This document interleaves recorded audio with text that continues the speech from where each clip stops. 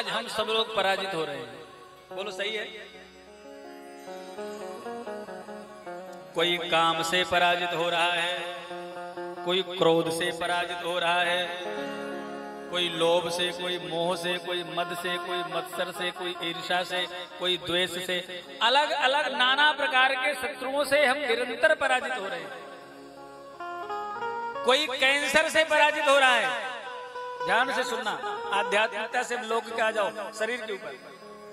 कोई कैंसर से पराजित हो रहा है, कोई शुगर से पराजित हो रहा है, कोई हार्ट अटैक से पराजित हो रहा है, कोई ब्लड प्रेशर से पराजित हो रहा है, कोई टीबी से पराजित हो रहा है, कोई कहीं से। हाँ, कितने नाना प्रकार के रोग प्रकट हो गए, इनसे पराजित हो रहे हैं।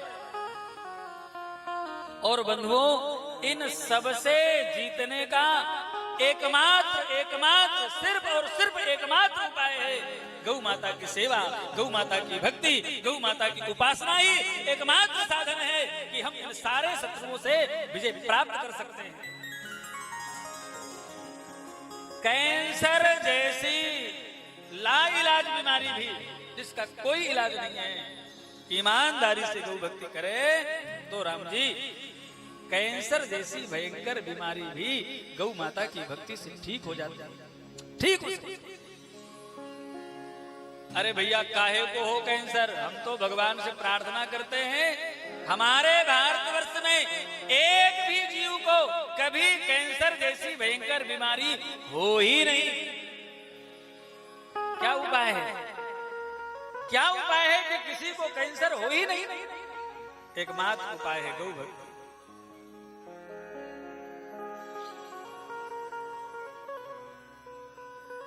गौमूत्र पान करने वाले को, पंचगव्य प्राशन करने वाले को, गौ माता का दूध दही घी खाने वाले को, गाय के गोबर से बनी हुई खाद के द्वारा उत्पन्न अन्न ग्रहण करने वाले व्यक्ति को छाती ठोक करके कह रहे हैं उसे कैंसर नहीं होगा।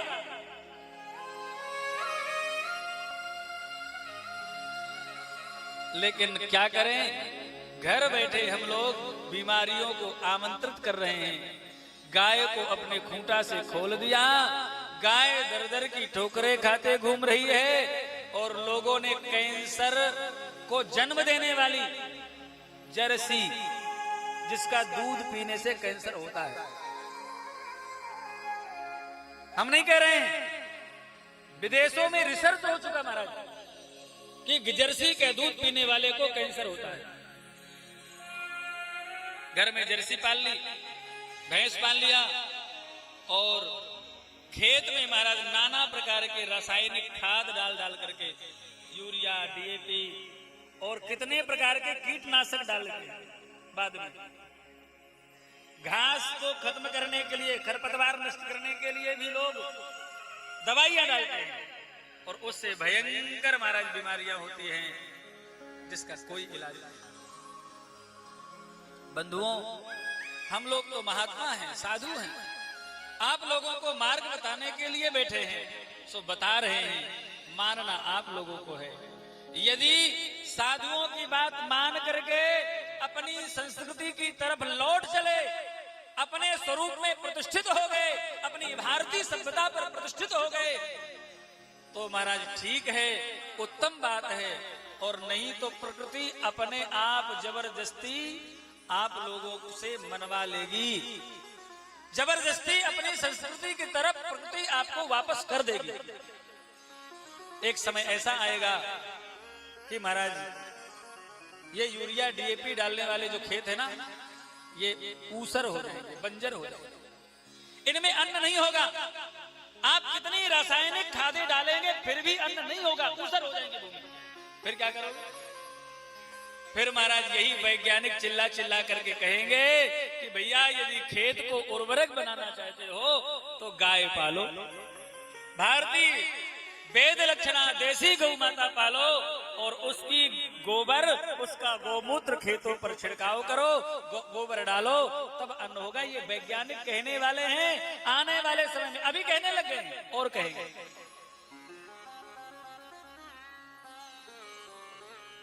प्रार्थना लौट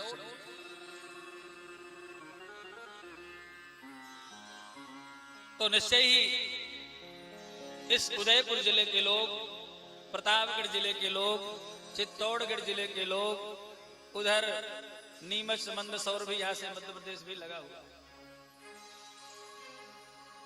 संपूर्ण राजस्थान आदि के लोग, संपूर्ण भारतवर्ष के लोग महाराज लग जाएं अपने काम में।